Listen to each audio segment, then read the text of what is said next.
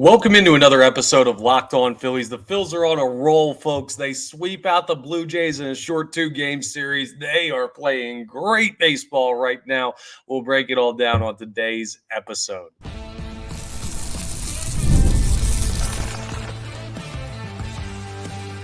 You are Locked On Phillies, your daily Philadelphia Phillies podcast. Part of the Locked On Podcast Network, your team every day. Yes, this is Locked On Phillies. I'm your host, Connor Thomas. We're part of the Locked On Podcast Network, your team every day. You may know me for some of my other work in the sports talk radio space. 5 years over on 97.5 The Fanatic on the radio, talking sports here in Philadelphia.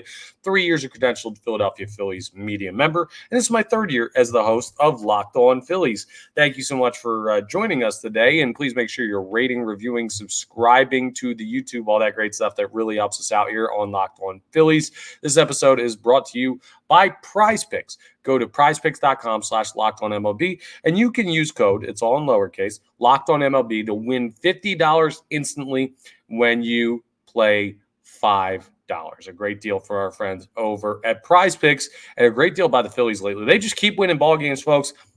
I got to take a little bit real quick just off the top. Sometimes, you do these stupid superstitious things and you think, maybe it does something. Maybe it's just to break up the monotony of the season. Maybe you actually believe in it. Well, the victory shirt is 14-6 since it came back. I'm not saying I saved the Philadelphia Phillies, but they were in a bad stretch, and this bad boy got broken out. Last year, they were 60-42 since I started wearing this Phillies Hawaiian shirt, the victory shirt, after wins. Big time turnaround in June. This year, they're 14-6, so the total amount 74-48, the total record of the victory shirt. Never spent a day. The Phillies have never been under 500 in the time that the victory shirt has been worn in those segments, not just their record for the season, but the record during those stretches of games. So is it magical? It may be. It just might be. But the Philadelphia Phillies baseball that they're playing right now is magical. So let's get into the actual team that's actually doing the stuff. Yesterday, a really nice win. It was just a really comfortable win for the Philadelphia Phillies, right? They didn't really put the game away. It wasn't like it was a 10-0 comfortable win, but it's just like they did everything the right way.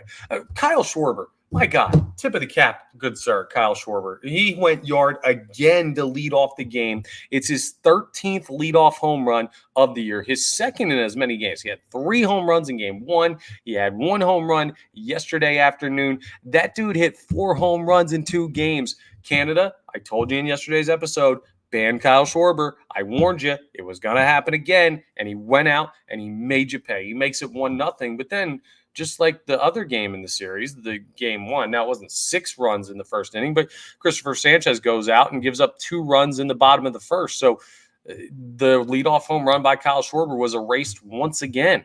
Kind of wild. You had 2 leadoff home runs and your team is down at the end of the first inning in both of those games. Not the best way to go about creating winning baseball, but the Phillies don't care. They've become comeback kids. They've won 4 of their last 6 games via the comeback, some bigger than others. Game 1 of this series, a huge one. Yesterday, not so big because they were down 1 run after the first. And then in the second inning, Cody Clemens, who was one of the September call-ups for the Philadelphia Phillies, comes to the plate and he deposits one in the seats, a 2-run bomb that makes it 3-2. The Phillies would not relinquish the lead the rest of the way. The only other run scored in this game after the top of the second inning was JT Realmuto with a solo shot in the top of the 9th to give you a little bit of breathing room. And that was a beautiful thing. The Philadelphia Phillies needed that to make the bottom of the 9th a little bit less stressful. Let's talk about the pitching, because the pitching was really, like, outside of Cody Clemens, Kyle Schwarber, JT Realmuto, 3 home runs in this game, but not a lot of offense in between. A total number of hits for the Phillies, 8. So it's not awful, but it wasn't anything incredible at the plate like they did the first night in Toronto. The pitching was the calling card of this win. Cristopher Sanchez went out and gave you 7 strong innings, 7 strikeouts, 6 hits allowed, 2 earned runs, both in that first inning of work. After that, he was locked down. So 6 clean innings for him. The Phillies have now won 32 straight games, I think. It's either 31 or 32. I think it's 32. Straight games that their starting pitcher has gone 7 innings or more. Now, me being the stupid person that I am, and I do mean this as stupid, I would just throw every starter 7 innings. You're struggling? Throw them 7. Maybe there's something magical about it. No, that's not how it goes. Basically, what that says, though, is you have a lot of great pitchers, and when they're going good, your team's going to win. It's a simple formula, but every once in a while, there's this sense of randomness to baseball, and that's why the stretch that they're on right now with starter throwing 7+ innings and winning those games, well, it's one of the greatest in the history of baseball. An amazing mark, and it shows you that when they get starters throwing well and they get a lead early-ish in the game, they find a way to victory. It's a great sign for October because if you can keep these guys healthy and you can hit October with some rested, ready arms, Nola, Wheeler, Suarez, Sanchez, take your chances against anybody if you get those guys out there with good starts. So that feels great. The bullpen, great work by them. Jeff Hoffman in the 8th inning, shut down 8th, 1 strikeout. Carlos Estevez, he did walk a guy in the 9th. The tying run was at the plate. The run that would cut the lead, the one was at second, but he had 2 strikeouts. He worked out of it, got out of the game. The Philadelphia Phillies win both up in Toronto and both by ways of the comeback. I want to talk about that real quick, right? Because we've given a lot of individual players their love. But, man, and something else. Sorry, real quick, before we get into that, how could I forget? Bryce Harper was hit by a pitch in his elbow. It was his left elbow. It's not his throwing arm. Remember, bats left, throws right. So his back elbow is his left elbow. And he was taken out of the game, had an elbow contusion. They looked at it and didn't seem to be overly serious. Rob Thompson said after the game, if you really needed Harp to stay in the game, he probably could have. Don't think it's anything serious. It was more precautionary. He felt a little stiffness after he got hit. So I understand that. We're going to discuss in the final segment of today's episode what you do with Bryce Harper going forward with that elbow issue, considering he has another elbow issue and a wrist issue. Do you give him a couple days? Do you give him 1 day? Do you play him tonight through it? We'll break down all of those options later on in the episode. But Bryce Harper leaves this game. Doesn't seem to be anything serious, but it is something worth monitoring because it's Bryce Harper. And he has a couple other things that we talked about, him being banged up in episode 2 days ago. So you can go back and check out that for my overall thoughts on his general health right now. But back to the point I was going to make on the team as a whole. I don't know if it's a good thing or not that the Philadelphia Phillies have made so many comebacks. 4 of the last 6 games have been comeback victories, meaning they were trailing at some point in the game. And not every game is going to be a wire-to-wire lead. But I'm talking about like legitimate comebacks from situations early on in games where you thought they might be in trouble, giving up runs early, being down large deficits, whatever the case may be. There have been points of doubt in 4 of the last 6, well, maybe all of them, depending on how much doubt that you have. But there's 2 ways to look at it. The positive way is this team is going to fight their rear ends off to find a way to win a baseball game, whether they're down 6-1 after the first inning or whether they're up 6-1 after the first inning. They're focused. Their mentality is we are not ever out of a baseball game. And when they're playing well like they are right now, that can build momentum. That can build faith. That can lead to not giving it bats up. That can lead to major comebacks like we saw the first game in the series against the Blue Jays. It also gives you confidence when you're up. You're like, wow, man, we'd be fine if we were down 3. We're up 1. Heck yeah, let's roll. And you close out teams. But the flip side of the coin, that's the positive side. Always the side I look at first, right? I love the fight that this Philadelphia Phillies baseball team has been showing lately. That's been one of their biggest differences between the slump and where they're at now. They never feel out of a ball game. They always believe they're going to win. It felt like they got to a place where they believed, man, we take the field, we may lose today. We may not have our best stuff. The pitcher might not go all that deep, depending on who it is. The offense can't really figure it out. Baseball's such a mentally tough sport. The negative part of these comebacks is, well, I don't love that you're having situations where you're going to have comeback wins. Like the first part of the year, they had a couple comeback wins for sure. You have to when you played as many games as well as the Philadelphia Phillies did. But they also had a lot of games where they were clearly the better team start to finish. They didn't have any concerns, any worries, anything like that. The sample size, much bigger at the start of the year. But I don't know if I'd make a habit if I'm the Philadelphia Phillies of trying to come back in all these games. Not that they're trying to do that, but like it's not a great place to be. In September, you can get away with it. In October, it's a totally different feel. Imagine this. You're in Toronto. You go down 2-1 at the end of the first inning. You saw it yesterday. what's the mentality? Man, okay, we punched, they punched back, time to go to work, time to find a way to fight into this deficit. We got plenty of time left. Let's make something happen. Rogers Center in September, cool, that works. Now, fast forward, and let's say it's October, and you're playing the Los Angeles Dodgers in the National League Championship Series. And I know that's a long way away from now. You got other stuff to take care of between here and there. Let's say you go out, though, and Ohtani goes yard, and Freeman goes yard. And the next thing you know, you're down 3-0 at the end of the first inning. And you're playing at Dodger Stadium. And Chavez Ravine is rocking. And they've got, who knows, on the mound. One of their solid arms. It's going to feel a lot different.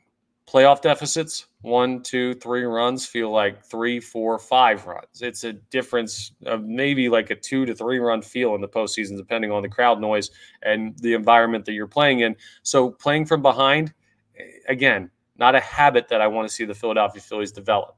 Winning games where you're behind, we'll take those all day. And I'm not worried about it. I'm just saying, like, something to keep an eye on. I'd like to see the Philadelphia Phillies start to win games in a more comfortable fashion, but we'll take wins any way we can get them after the stretch that they went through. You know the old saying, absence makes the heart grow fonder? When you spend time away from something, you realize how much you truly appreciate it, whether that's a person or an object or a Philadelphia sports team. When you get time away from winning, you start to cherish how much winning means. It feels better to win now than it did at the start of the season because you went from expecting it to expecting them to lose to now, oh my goodness, I thought we'd never see the end of that stretch. So drink it in, Philadelphia. Enjoy your baseball team right now. They're playing damn good baseball, and they're in great position as far as the standings are concerned. We'll take a look at that coming up, and we'll look at the series with the Miami Marlins that starts tonight down in South Florida as we continue today's episode of Locked On Phillies. But let's talk about Prize Picks first. You know I have to. Prize Picks is America's #1 daily fantasy sports app. They got over 5 million active members. It's the easiest and most exciting way to play daily fantasy sports. Unlike other apps, on Prize Picks, it's just you against the number. So all you do is you pick more or less on 2 to 6 player stat projections, and you can watch the winnings roll in. Now, I know I always give you baseball picks, right? Because it's baseball season. Or at least it was. This is Thursday, folks. You know what happens tonight? Football season kicks off. Pro football on your television screens tonight at 8:29. I know everyone's going to be watching the Phillies game. Maybe you'll have it on another screen. And maybe you'll want to use Prize Picks to put some NFL stats in there. See what Mahomes is going to do. See what Lamar Jackson is going to do. You got some big-time stars playing tonight. The Super Bowl champions are on your TV. Go ahead and check it out and see if you can make some money on Prize Picks with your options. Plus, when you download the Prize Picks app today and use code LOCKEDONMLB, you'll get $50 instantly when you play $5. That's code LOCKEDONMLB on Prize Picks to get $50 instantly when you play $5. You don't even need to win to receive the $50 bonus. It's guaranteed. So check them out. Prize Picks. Run your game with Prize Picks.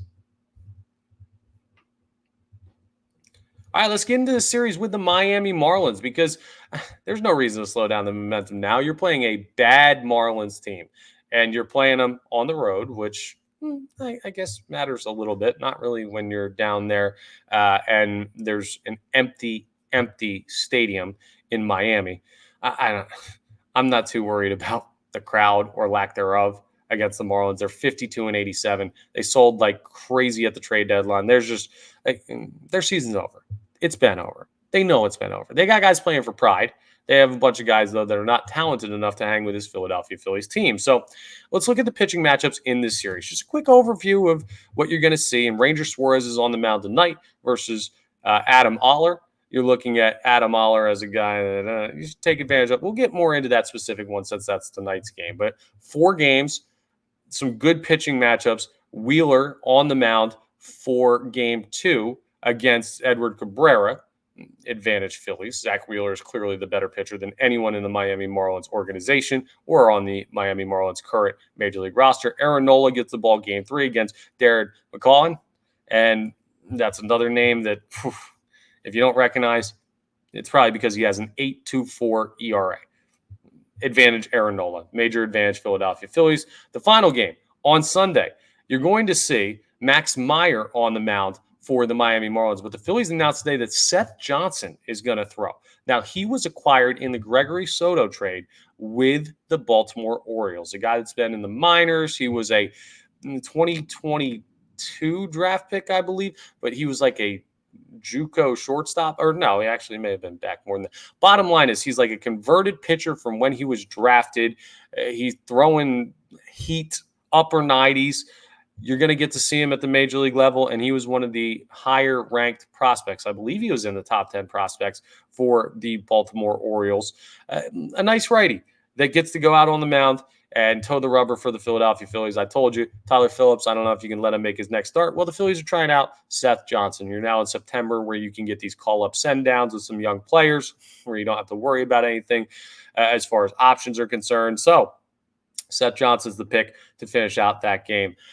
That'll be interesting. We'll cross that bridge when we get to it. If you win the first three, cool. If you win two of the first three, well, then that becomes a little bit more of a, hey, Seth, we need you to step up for us, buddy. But the hope is you can take care of the Miami Marlins in the first three games of this series. And then the only thing Seth Johnson is pitching for is for the sweep. Now, that'll be an interesting look because I think Seth Johnson could be an arm that you use, whether it's bullpen or a back-end starter in the future.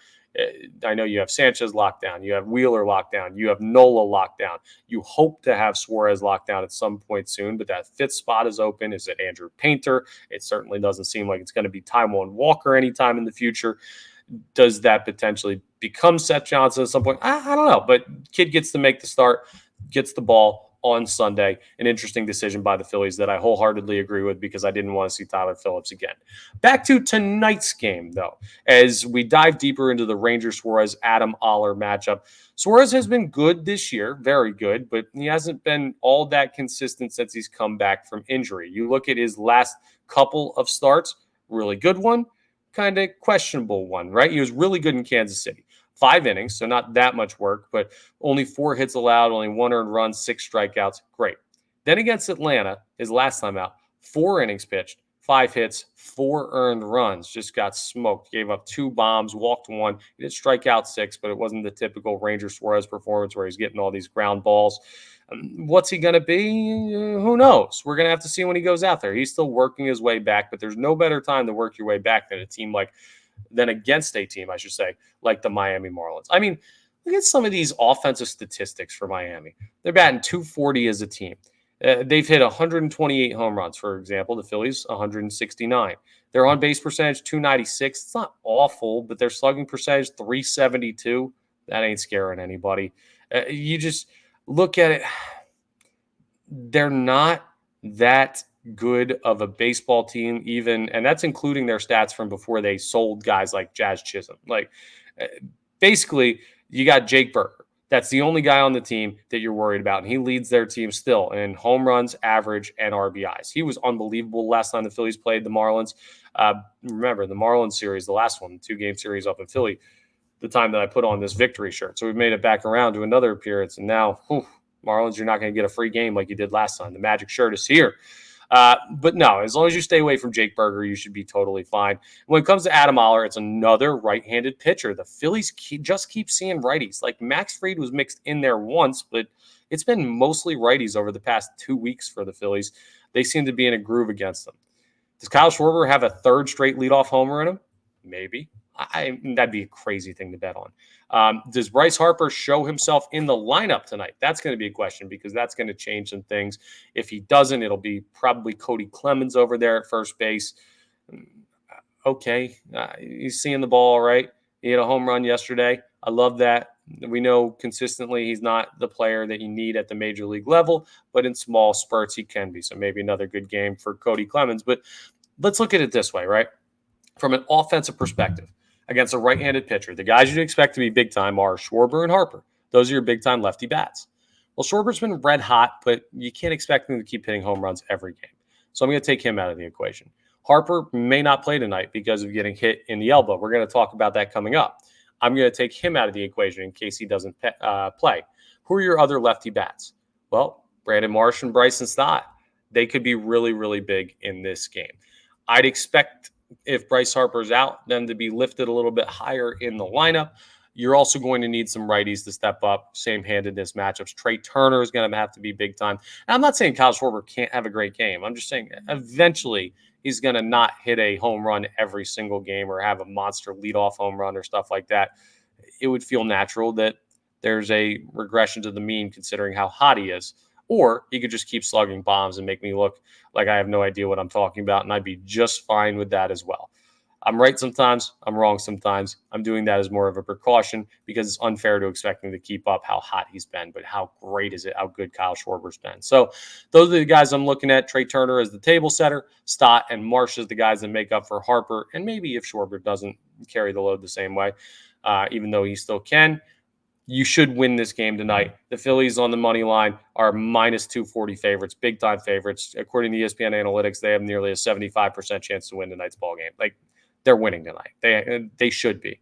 I'm not using the CT guarantee. I save that for special times, but they're the much better team. The biggest thing that I want to see is Ranger Suarez go out and have a strong start. I think the offense will be just fine. I want to see Ranger look like he's the guy that you can trust in the postseason because he's only got a handful of starts more, less than a handful, probably this and then 3 more starts before the season is wrapped up and you're in a position to maybe get a rest day or 2. It's time to start ramping up for October, and Ranger Suarez needs to do that. Coming up next, though, we're going to talk about a guy that might need to ramp down for October. Is that possibly the plan for Bryce Harper? We'll discuss as we wrap up Locked On Phillies. All right, let me tell you about Ibotta because they're absolutely amazing. I mean, they have the cashback policy that you need in order to make the money back that you need. Think about summer or even, well, it's getting close to fall, but there still can be some beach days in there. Sandals, sunscreen, snacks for the kids. These are all things you got to buy if you're going down the shore. You're probably buying a bunch of them. And you're probably buying them, well, unfortunately, more often than you'd like, especially with prices these days. But you don't want to stress about the cost because if you use Ibotta and get cash back on all of your purchases, when you stock up on all your summer essentials, it can make it that much easier. Ibotta is a free app that lets you earn cash back every time you shop.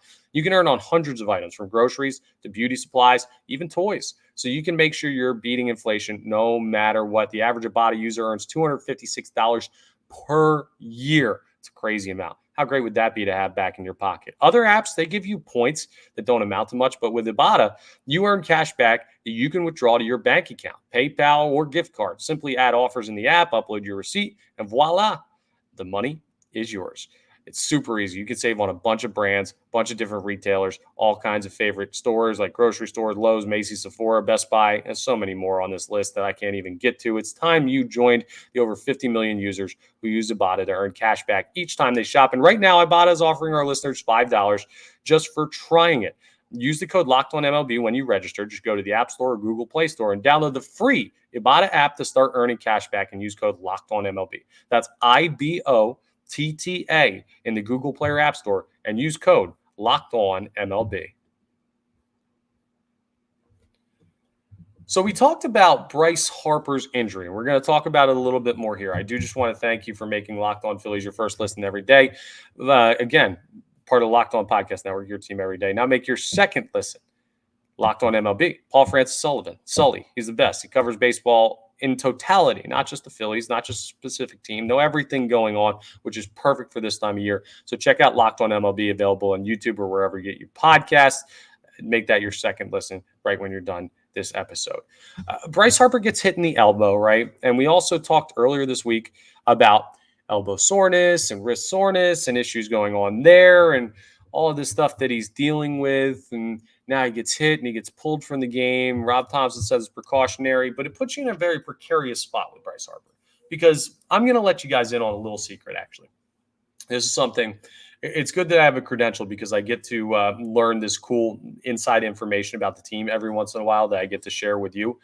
So keep this between us. Don't tell anybody because they might get mad if I tell you. Bryce Harper's pretty damn important to the Philadelphia Phillies. Yeah, he is. Shocker, right? So you need him ready for October. And that means that if you can get away with giving him days off now ahead of October and make sure he's in as good a shape as possible, it could benefit you in the long run. I know you're trying to lock down the first round bye. I know you still got a chance to chase down the Dodgers for the 1 seed. I mean, just taking a peek at where they are in the standings now, with the second best record in baseball, the Philadelphia Phillies, they're a half game back of the Dodgers. By the way, 2.5 up on the Milwaukee Brewers. So that lead for the first round bye is growing. Kind of wild that the Brewers have the third best record in baseball. I don't think that team is as good as the record indicates, but I think their division stinks. So maybe that's something to do with it. Bottom line, you have a chance to get Bryce Harper rest days because of the amount of buffer you've built up. You still need to win baseball games, though. So there needs to be a balance. The other thing is, well, how injured is Bryce Harper and how much will it help him to get off days? He talked about it recently, and he said he doesn't know if he takes a day or two off. Like, he feels like when he comes back from a day or two, like, let's just say he doesn't play the first 2 games against the Marlins. He's got off Thursday, he's got off Friday, he plays Saturday. He said, like, I don't know if, and I'm paraphrasing here, I don't know if when I come back Saturday, like, I'm going to feel any better. It's probably going to feel about the same. It hasn't really been getting better with off days. Remember, the wrist has been something that's been bothering him since May. He had days off for the All-Star break, didn't fix it. He had days off on either side of the London trip, didn't fix it. I don't know how long the elbow problem's been going on for, but it hasn't really fixed that. Getting hit in the elbow this time is a different thing. It may not even have kept him out under normal circumstances of that game, but they want to be careful because of the time of the year you're in. You're getting close to October. You basically are set in the division. I mean, I'm looking at the division standings right now, and the Philadelphia Phillies are 7 up on the Braves. Their magic number for the division, let me just pull this up for you. I'll give you the magic numbers all over. 15 is the magic number to make the playoffs. 17 is the magic number for the NL East. 20, the magic number for a guaranteed first round bye. So you're close. Do you want to sit Bryce Harper because you have that buffer? Part of me says that you should, probably against Bryce Harper's will, say, we know you might not feel better in 2 days, but take the 2 days anyway. Take 3 days anyway. I don't know. Just sit for a couple and get to a point where you're 100% sure you're okay. That is the cautious approach. And I think that's the place where a lot of fans are at, because a lot of fans are getting kind of skittish, however you want to word it. Nervous. We'll just use that common word. Nervous when it comes to the reports about the wrist and elbow injury, because the last thing anyone wants to see is Bryce Harper unavailable for Red October. That would be a killer. I know he hasn't shown a lot of power lately. He's still a hugely important part of this team, an incredible hitter. And who knows? You could go on a run power-wise for the rest of the season, for October. He had a cold September in 22 and then went nuts in the postseason. So, I mean, we'll see. You want him available because he's the best player on this team, and that's important. But part of me also says, if Bryce Harper, and this has always been the conversation with Bryce Harper, because he's the guy, and he's also a superhuman when it comes to recovering from stuff, and he also knows his body very well. If Bryce Harper walks into Rob Thompson's office and Topper looks at him and says, hey, man, how you feeling? And Bryce says, oh, I'm good. I'm fine. Like, the same stuff from before is bothering me, but that hitting the elbow, no, I'm good. Not bothering me today. Let's go get it. And Rob Thompson says, you're telling me you're fine. I want you to take 2 days. And Bryce Harper's like, dude, I'm getting ramped up for October. We got a World Series to win. We got to put ourselves in best position to do that. We're only 7 games up on the Braves, which might feel like a lot, but we've got time left. I want to make sure that we win this division, get a first-round bye, don't have to play in that 3-game series, whether it's at home or otherwise. I want to go out and lead this baseball team to what I said I would when I signed here. This is my city. This is my team. I want to go get a game for the guys today. You're telling me Rob Thompson's going to look at that guy in the face and say, no, you're not going to. Like, I don't know, man. If he tells you he's fine, how do you tell him to sit? If he tells you everything's okay, how do you make something up a reason to rest him? That's a tough thing to do with Bryce Harper if he wants to play, but being a manager is a tough job, and you got to do what's right for the team. So there is no true right answer, because the right answer only exists in a conversation between Bryce Harper, Rob Thompson, maybe Dave Dombrowski, the training staff. In that room, it depends how he's feeling. And we can read all the reports we want, all the quotes we want. We don't know truly how Bryce Harper is feeling. Only one man does, and that's Bryce Harper. So, I don't know. Do you defer to him? I think you kind of do. And if he's iffy, in any way, that's when you pull the trump card of, hey, man, it's my job to make sure you're good to go. I'm sitting you today. Take a breather. I know you don't love it.